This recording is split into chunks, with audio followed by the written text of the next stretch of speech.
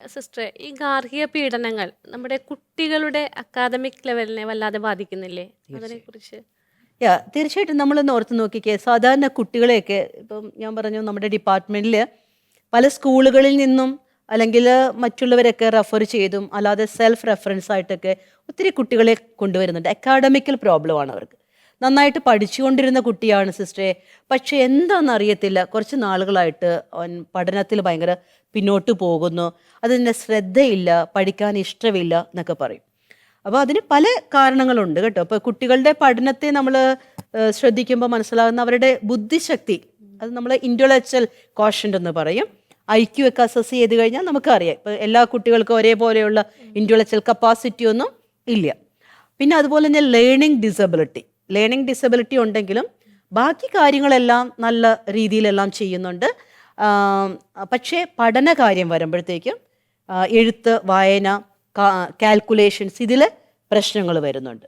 ഇതേപോലെ തന്നെയാണ് ADHD, അതായത് attention deficit hyper activity disorder എന്ന് പറയുന്ന പിരിവിരിപ്പ് രോഗം. ഇങ്ങനെ ഈ അശ്രദ്ധയും പിരിവിരിപ്പും ഉണ്ടെങ്കിലും കുട്ടികളുടെ അക്കാഡമിക് ഒരു പെർഫോമൻസിൽ കുറവ് വരും. ഇതോടൊപ്പം തന്നെ പെർഫോമൻസിൽ കുറവ് വരുന്നതായിട്ട് ഞാൻ കണ്ടേക്കുന്നത് ഗാർഹിക അസ്വസ്ഥതകളാണ്. പ്രത്യേകിച്ച് നമ്മൾ ഓർക്കുക, കുട്ടികൾ അവർ ഹെൽപ്ലെസ് ആണ്, നിസ്സഹായരാണ്. സ്കൂളിൽ നിന്ന് വരുന്ന കുട്ടി കാണുന്നത് അമ്മ കരഞ്ഞുകൊണ്ടിരിക്കുന്നു, അപ്പൻ അമ്മയെ തല്ലാൻ ചെല്ലുന്നു, അല്ലെങ്കിൽ അമ്മ അപ്പൻ്റെ മൊബൈൽ മേടിച്ച് വലിച്ചെറിയുന്നു, ഭക്ഷണം ഉണ്ടാക്കി കൊടുക്കുന്നില്ല, അപ്പൻ പറയുന്നു നിന്നെ ഞാൻ ഡിവോഴ്സ് ചെയ്യുമെന്ന് പറയുന്നു, അമ്മ പറയുന്നു ഞാൻ വിഷം കൊടുത്ത് കൊല്ലുമെന്ന് പറയുന്നു.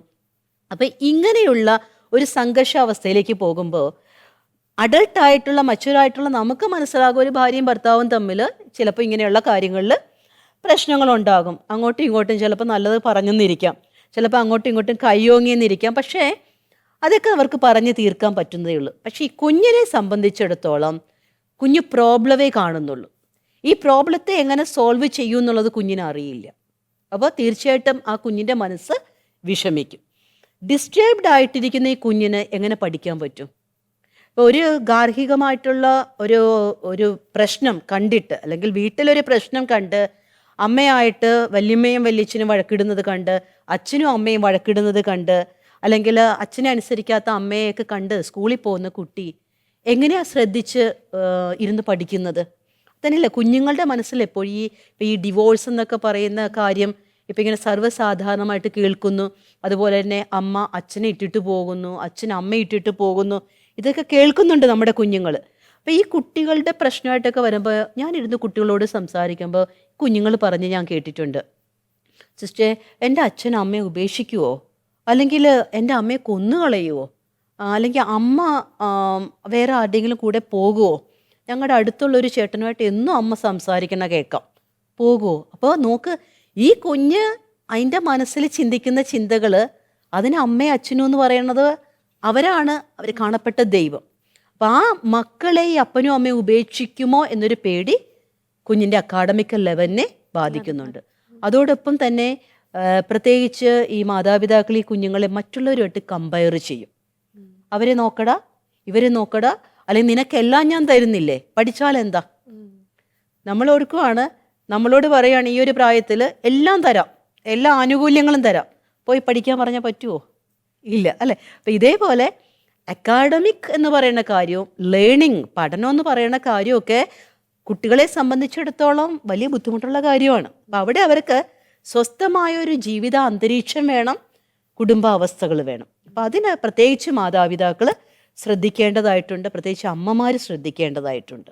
കാരണം നമുക്കറിയാം, ചില സമയങ്ങളിലെല്ലാം ഇപ്പോൾ ദേഷ്യപ്പെട്ട് വരുന്നൊരു ഭർത്താവിനെ ആണെങ്കിലും ശാന്തനാക്കാനായിട്ട് ഒരു സ്ത്രീക്കാണ് കഴിയുന്നത്. ഇപ്പം എല്ലാവരെയും അല്ലെങ്കിൽ പോലും ചില കാര്യങ്ങൾക്ക് സ്ത്രീകൾ എരുതിയിൽ എണ്ണ ഒഴിക്കാനായിട്ട് നിൽക്കുമ്പോഴാണ് വലിയ പ്രശ്നം ഉണ്ടാകുന്നത്.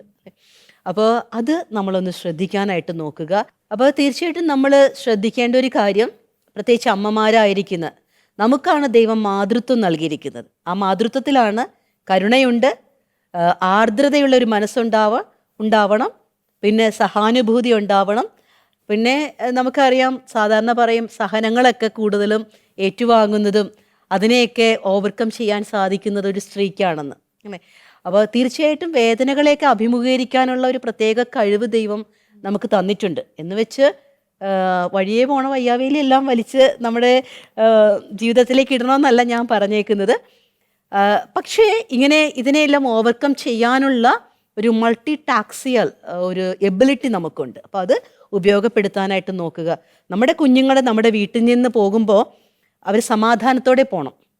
അവർ സ്കൂളിലായിരിക്കുമ്പോഴും അല്ലെങ്കിൽ ജോലി സ്ഥലങ്ങളിലായിരിക്കുമ്പോഴും സമാധാനത്തോടെ ആയിരിക്കണം. അപ്പോൾ ഒരു സമാധാന അന്തരീക്ഷം കൊടുക്കാനായിട്ട് നമുക്ക് ഓരോരുത്തർക്കും കഴിയണം.